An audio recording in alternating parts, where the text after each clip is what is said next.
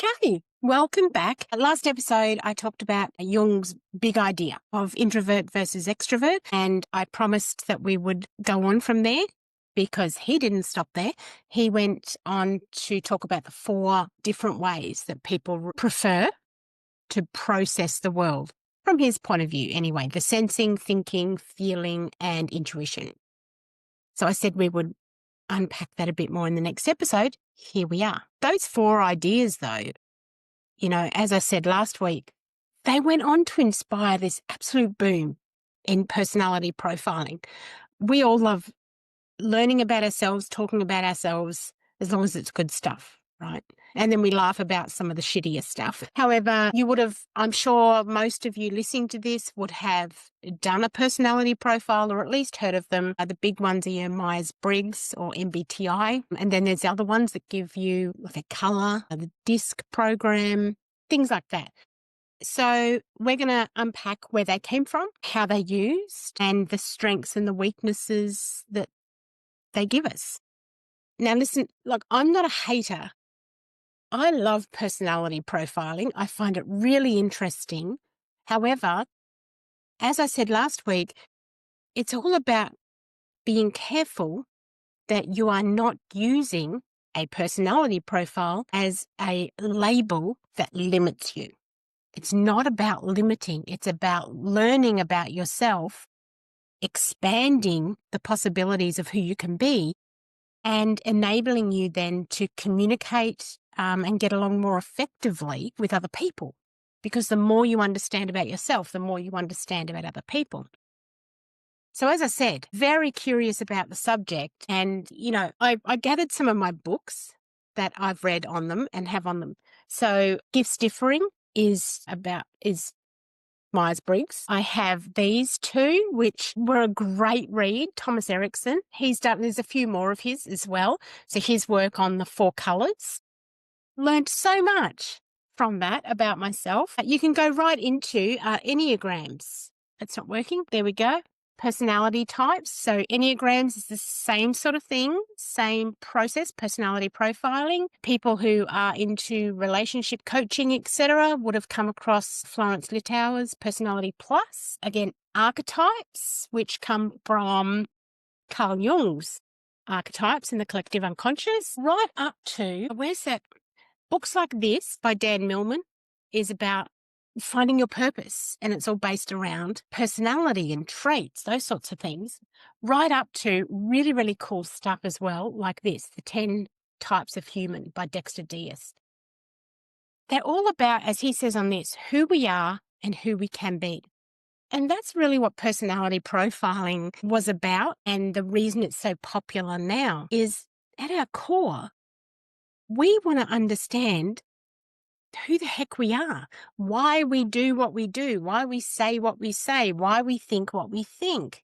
However, the secret isn't about the why. The secret to understanding yourself is the how. How do you think the things you think? How do you process the world around you? And in understanding those things, personality profiling can really help because it gives you an insight into how you process things, right? So I'm getting off track here. Let's get back on track, Alison. So let's get into it first. Jung's 4 functions, the simplified version. Okay, we're going to break it down. So Jung believed that alongside introvert and extrovert leanings, we also have a preferred way that we process the world. As I said, there are 4. So sensing is people who notice the facts, the details, the little things, and it's got to be what's right in front of them. They're very grounded, very black and white. It's here and now. Intuition is the ones who zoom out and look at the big picture. However, what they're looking for when they look at the big picture is they're looking for patterns, for possibilities. They're big hope magnets. What could be? They can see the process unfolding, whereas a sensing wants to know what's happening right in front of them. Let's come back to step 1. Thanks. Trust that makes sense. Thinking. A thinking person wants logic. They understand cause and effect very well, and they have very clear reasoning. They want the facts. They like dot points. Don't fluff it for them. They don't want fluff. And then feeling is people who lean towards values, relationships, empathy, harmony, very chill and easygoing with lots of different types of people. Now, here's the thing. And you can see already, if you're listening to this, how easy it is to go, oh, yep, that's me. I'm definitely like that. And we can pigeonhole ourselves. Jung didn't say that people are just one. He said that we all have access to all four. We have those, all four, we have them within us, right? So yes, most of us, and this is going from his writings as well, most of us lean on one or two more naturally. It's our comfort zone, like it's your go-to, your knee-jerk reactions. Yep. However, we are all capable of all four. Yeah. So from that, from Jung's research into that and his writings on that, then came the Myers-Briggs explosion. It's called the MBTI, which is Myers-Briggs Type Indicator. It was Catherine Briggs and her daughter, Isabel Myers. They took Jung's idea and built the framework that many of us are very familiar with today. That's the 4-letter combos. If you're not sure what I'm talking about, it's the like ENFPs and ENJIs. They're normally 4 letters. I'm sure you've come across them before. So they combined the introvert and extrovert, sensing and intuition, thinking and feeling, and then they added on one more, judging and perceiving. And they're all like versing each other. What it created was 16 possible personality types. So it just exploded into something bigger, didn't it? What seemed quite simple in the beginning became something quite convoluted. Anyway, workplaces love it. Dating sites use it. A lot of companies started using it to work out the type of employee they wanted in their company. And as I said, dating sites and things like that, a lot of people use it to work out if they're compatible with other people. They'll put it in their bio. Hi, I'm Alison. I'm an ENFP. Love long walks on the beach. Thanks. That sort of thing. Now, as I said, I'm not a hater. To be fair, these are great fun.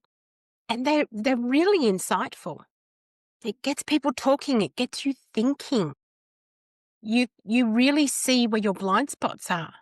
If you look at it critically and honestly and think, oh, actually, you know what?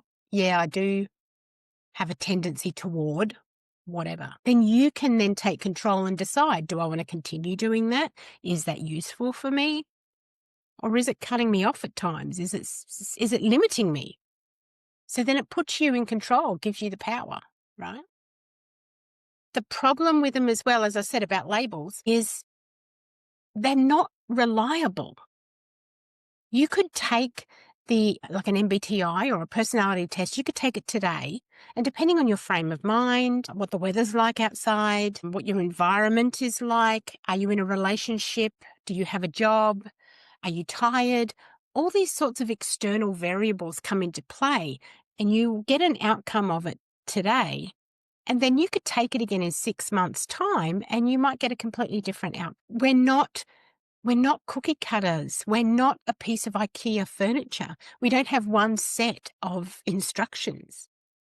It's changeable depending on what's happening in our life and the way we see the world. As a conversation starter, brilliant. And as a reflection tool, amazing. And I 100% recommend them. I have done quite a few, and I do them regularly because I like to see, am I growing in the areas where I know I have weaknesses? Am I getting a nice rounded strength from all 4 types of personalities? Am I utilizing them to get the best out of each day that I want to? So, yeah, I use them. I love them.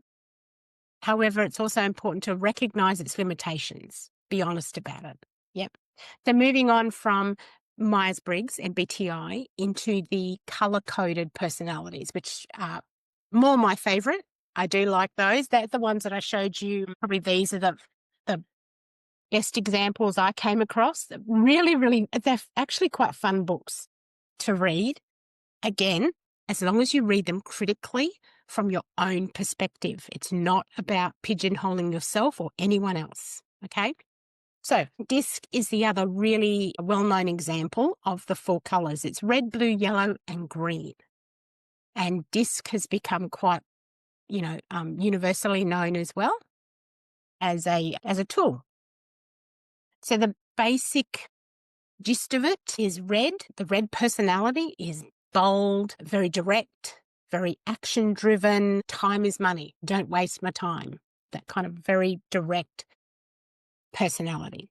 Blue is very precise, analytical, very detail-focused, very in the head. Yellow is very social, enthusiastic, life of the party, people-loving. They can be seen as a little bit airy-fairy and flighty up in the clouds.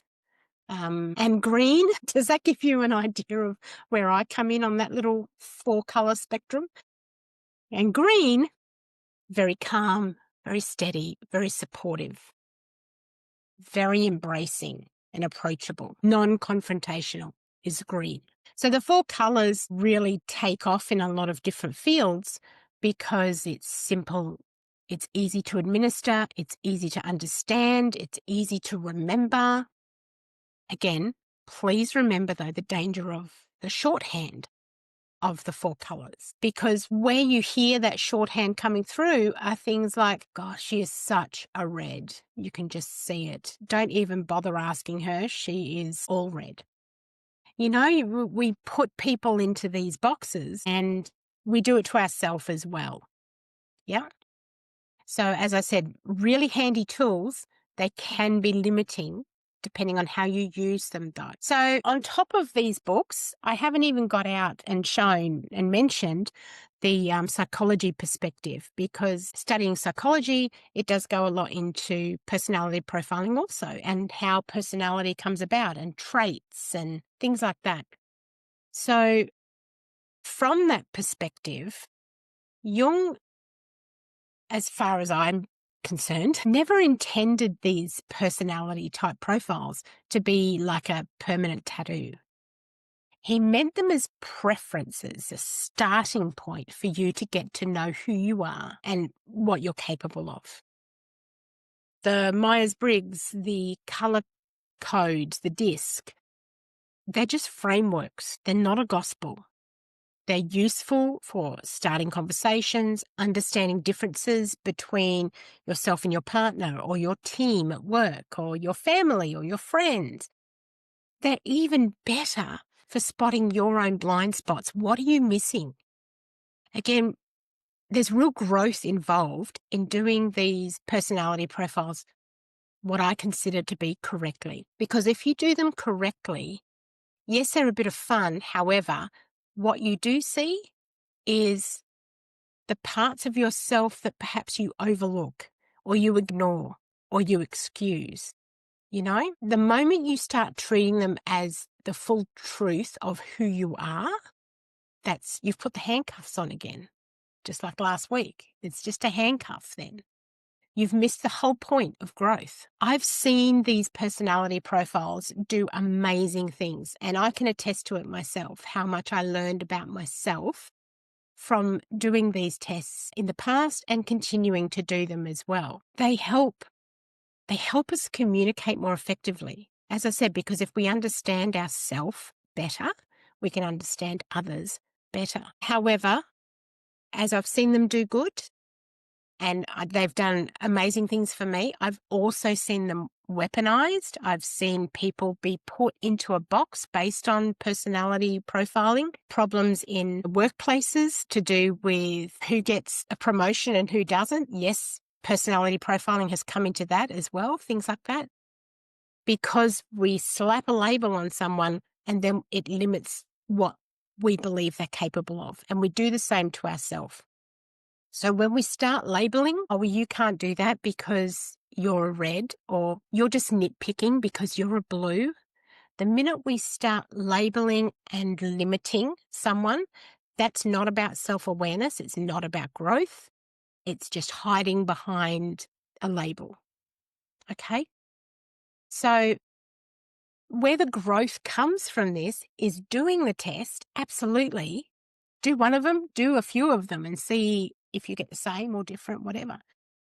Have fun with it. Do it. Be honest with yourself when you do it as well. And the real growth comes from stretching your personality into the other personality preferences. If you come off as naturally red, you're quite bold and forward. You're probably already quite a natural leader. However, you will become a respected leader and a more successful leader if you learn to embrace a bit of that green empathy and the listening skills that comes from the green preference. If you lean more towards, say, blue, and you find yourself being very detail obsessed, what if you were to branch a little bit into the yellow preferences and, build your people skills and the relaxation and a little bit of chaos that comes from yellow?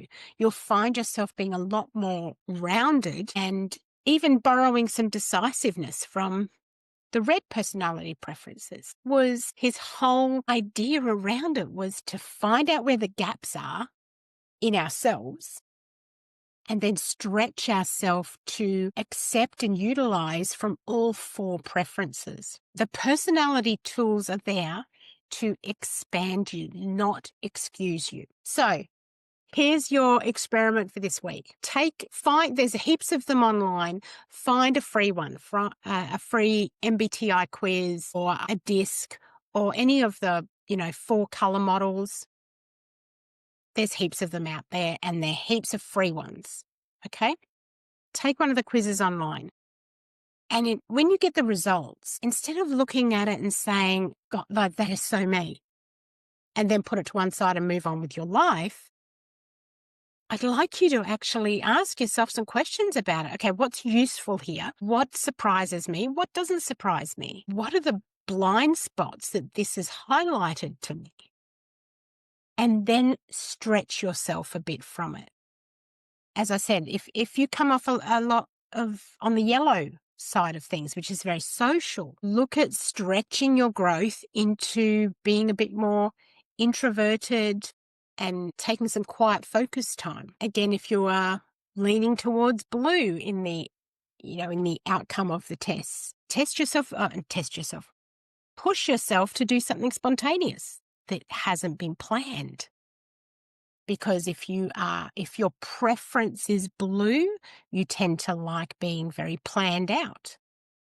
So doing something spontaneous may be quite scary. However, it will stretch you and it will allow you to grow. Okay? I'm not asking you to switch personalities, and I'm not saying that your personality is not fabulous. It's about building flexibility so that all 4 personality preferences have as much equal time within you and you can utilize them all. So, wrapping this up, that's how Jung's 4 functions grew into Myers-Briggs and the colourful red, blue, yellow, green systems. Very useful when they're used as springboards for growth, very limiting when they're used as labels and handcuffs. So next episode, I'm going to zoom out even further on this same topic. I'm going to look at the big picture of personality psychology. I'm going to look at Freud, Maslow, to modern trait theories like the Big Five. How do all these models overlap and what do they miss? So I'd love for you to join me. If you enjoyed this episode, please hit subscribe, share it with someone who's been told they're just a red, just a blue. And please remember, you're not just a colour. You're not a 4-letter code. You're a whole palette, and you have all of it within you. I look forward to seeing you next time. Bye.